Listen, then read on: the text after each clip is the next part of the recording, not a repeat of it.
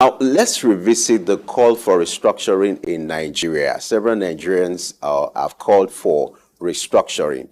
And if you look at the trends, there are several misgivings and even misconceptions as regards the issue of restructuring. Now, what do you think should be the ideal when it comes to restructuring? And what should be the narrative for Nigeria when it comes to restructuring, for it to also reflect the vision of the founding fathers and to ensure that Nigeria has the right leadership? So if Nigeria is going to embark on restructuring, what are your recommendations?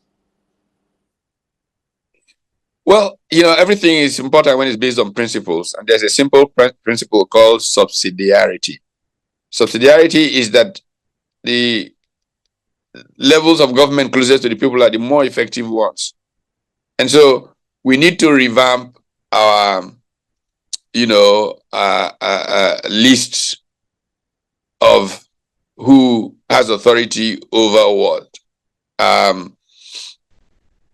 If the principle that the center focuses on a number of things like external affairs and subnational governments deal with issues of trade and economic development are fairly established in the consciousness of people, then it is a lot easier to deal with the challenge of decentralizing.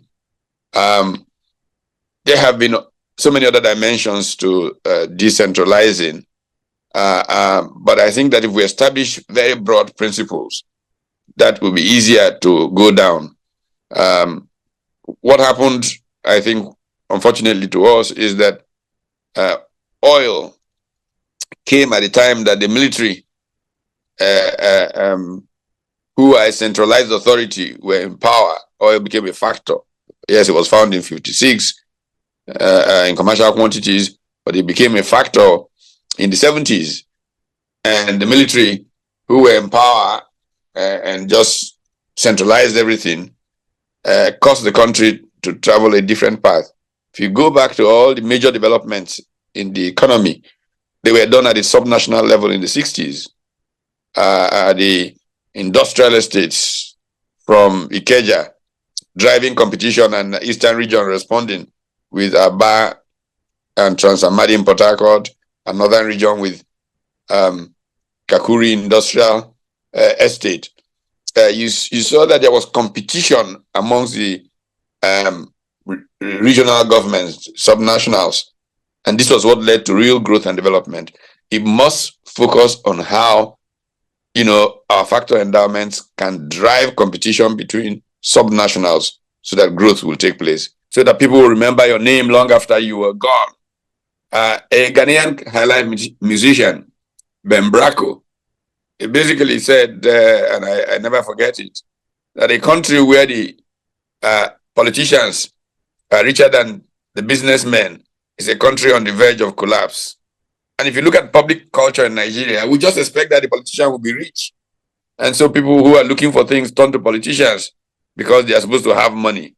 And that's wrong. Politicians are usually not rich people. It is the businessmen who are rich. Politicians are people who facilitate social progress. And it is their name that is their biggest accomplishment. And so people have to make the choice. Do they want to get rich? Okay, go into business. Do you want to serve people and have a name that lasts forever? Go into politics.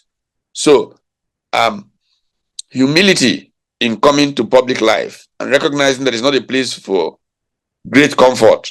So when I hear legislators say, we need this kind of car for our work, roads in Nigeria are not good. I mean, there's no bigger self-indictment. It's your business to make sure the roads are good. And the public shouldn't feed your comfort. We should restructure the compensation system. Look, economics is a science of incentives. If people who are making laws and implementing government action think that they should take more out of the system, then the incentive will be for everybody to go in there, and the kinds of things that are happening will happen. We've got to reduce the prestige of public life and have a more balanced elite so that people can go into all kinds of things, whether it's civil society, whether it's private sector. Prestige should come from all that. But in Nigeria, nothing happens until a government official has shown up at an event, for example. When I have events, I don't invite government officials because it is a waste. Look, these people are busy. They're supposed to be working. But Nigerian government officials don't work. They spend half of the time going to activity because the activity has not happened unless this big man from government shows up. And so they become just ceremonial fops who add no value to society.